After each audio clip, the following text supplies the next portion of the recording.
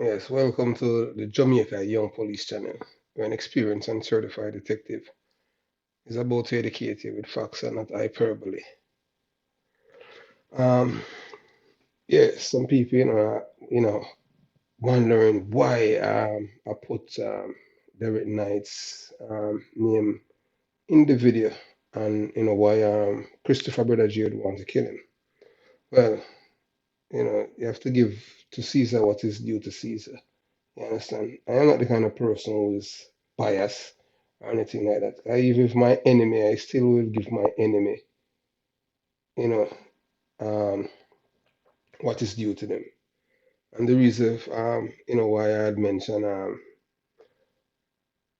didn't even call Reuben's once as name, you know, in which he's one of the police officers too, because the only time that I have ever come in contact with Christopher, Brother J. Hibbert, a police Chris from Cockburn from York Avenue, was when I was on the special squad at Huntsville with Detective Corporal Derrick, Cowboy, HORSEMOUHT, CLAPPY Night. So that's the reason. And CLAPPY Night is the one who had pretty much is just being himself because he talks very loud. And CLAPPY Night is the one that everyone who was in around where the search of the vehicle and the search of Christopher, Brother J. Ebert, was done could have heard everything that he had said. In which his Knight is the one who says that the man is a thief in the man was a thief. You understand? Because they used to work together at Flying Squad. Knight is the man that says that Brother J. Ebert is a deportee from Canada. You understand? So that's why I had to mention his name and Rock Stevens and Bobby Reds and the late Kirk Palmer. Because we were all there, you understand? So you have to give what is due to Caesar. So if he wanted to kill me, because I was there, I was the one who told Derek Knight that I knew him and we were cadets. And he's the one that starts the loud talking and said that the man was a thief. You understand? So if he wanted to kill me, isn't it fair to ask if he wants to kill him too? Because I am not a drug dealer. I don't sell drugs. I don't involve in drugs. I don't involve in buying illegal guns in America, sending to Jamaica. I don't involve in any form of illegal activity. You understand? So for him wanting to kill me, that's the only reason that I can, can really can say with confidence that that would be the reason. You understand? So that's why I had to mention Derrick Cowboy Knight. It's not to, you know, give anybody any props. I will give what is due to Caesar. So if my life, he wanted to kill me for decades and I did not know, more or less he must want to kill this man too. He must want to kill Bobby Reds. Must want to kill Rock Stevens. He must want to kill Gunter. He must want to kill Kirk Palmer, but Kirk Palmer is dead. So what's his reason? So, because majority of the people, I attention span is very short. So that's why we're at part three. So I want you to continue to listen and listen to the end and you'll learn something. I'm not going to put any more thumbnail up there with anything new, but there are some information that is gonna blow a lot of you mind, a lot of you people in Cockburn Pen and in the diaspora and people who are involved in certain things. You understand? Even police officers. And another thing too, um, if you're a police officer and you are a coward because you're an hypocrite, you're a coward to point out things to somebody that you're close to, and, it's best for you to throw in your badge. You understand? I'm the kind of person that if you're my friend or even family and you do something wrong, I'm going to point it out to you. I'm not going to pretend like because I don't want you to be upset with me. That is not the job of a police officer. But let's delve into part three. It is riveting. Trust me. I want you to listen to this. Ethics. So you understand, as so it wasn't for the low IQ or the man baby, the conversation. Sorry for the digression, You understand? It was a big man thing, you know. during an heated discussion of whose morals, ethics, decency, and honesties were superior. I told Dark Brown that I was superior to him in every way, and the other cadets, because one thing for sure that I would not do is to battery any girl. That is, I'm going to battery is rape. You understand? When more than one man get consent and the others don't. The others might get consent, but if you get consent through force or fear or coercion, that's rape still. So the others, it's rape. You understand? So, and it is wrong. I told him that, you know, you would never find me joining in any line to have sex with a girl. That another man ejaculate and discharge his semen in her vagina, not me. As it is wrong, despicable, nasty, unconscionable, and amount to rape. Dog was one of them that did that. What I have said blew the attorney at law Devon Dog's bones, superiority, and ego off the chart and got him super mad, causing him to lose his train of thought. You better stop asking for Christopher, Brother J. Hibbert, if you know what I know, because he wants to kill you, he said. So I asked him, why would Christopher, Brother J. Hibbert want to kill me? I am not involved in any drugs with him or buying guns and sending them to Jamaica to kill people from the community where I am from. I have never done business with him in any form. I am not involved in any illegal activity. I'm not selling drugs. I am not exporting guns from the United States of America to Jamaica to kill anyone. I haven't seen him for about 20 years or more. The last thing I know about him is that he lives in New York. I said, Virgin, you guys must stop calling up Jay's name in your argument. You guys want Jay to go to prison by calling up him name, said Daxton Reed, whom I trust with my life and thought he was my friend. You don't care about my life, but you care about a man who is selling drugs and buying and selling guns to Jamaica. I said to Daxton Reed. He did not answer me. The conversation lasted for some time, and at no time did a single member of the group denounce or say anything about the death threat against my life by a former member of the Jamaica Constabulary Force, including SSP Gary Big Boy Mackenzie, who's an assistant commissioner of police now, which was surprising and shocking because, as police officer, once, a threat has been brought to your attention and you have knowledge about it, you're supposed to interject and find out why the person wants to harm the other person, and you're supposed to desist, tell them to desist from wanting to carry out them act. But yeah, Devon Dogbo was able to say that Gary Mackenzie is his boy. I don't know what that means, but yeah, you understand what I'm saying.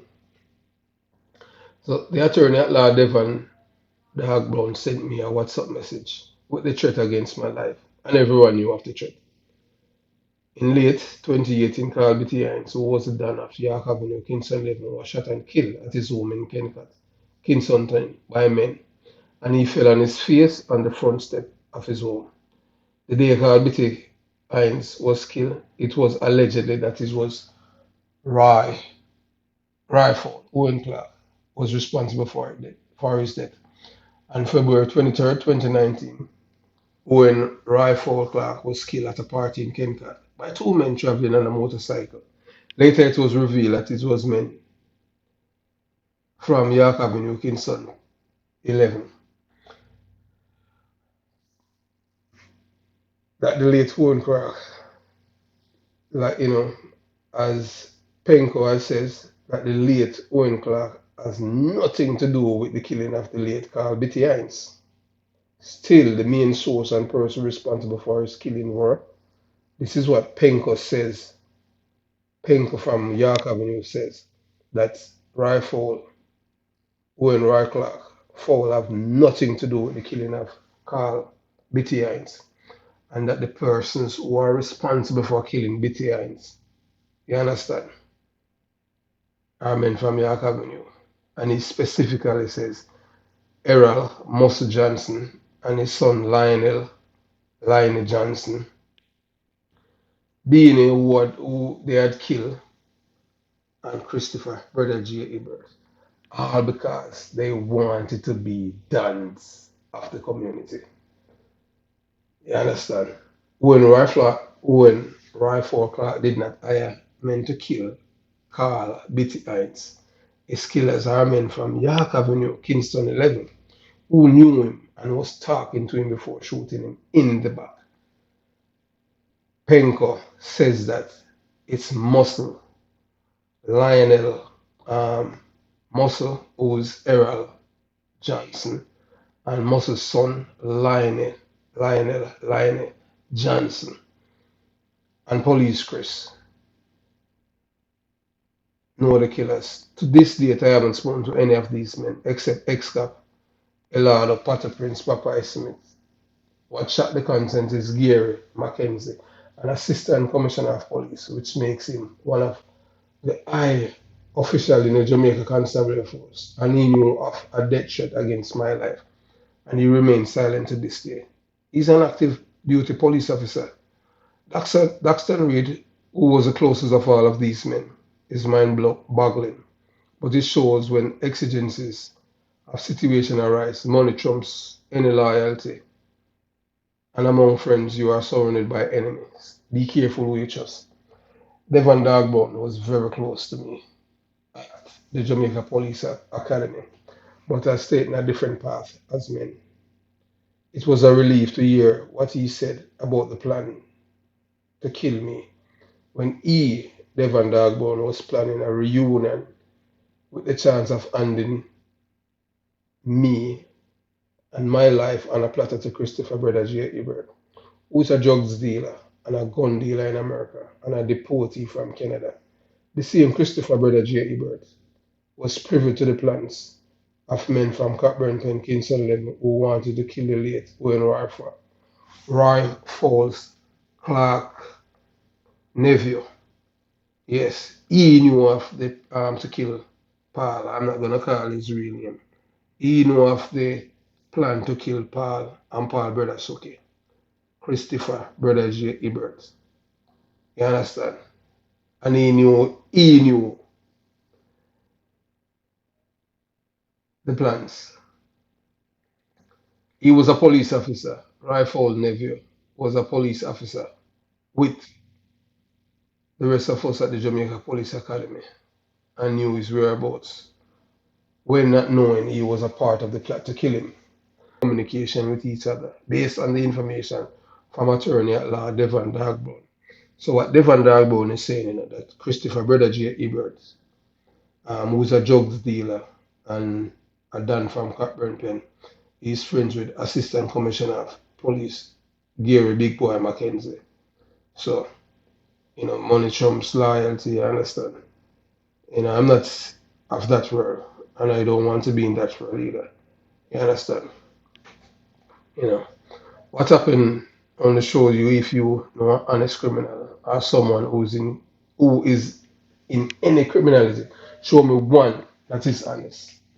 It goes to show you with friends like these who needs enemies. Trust no one and no one can harm you.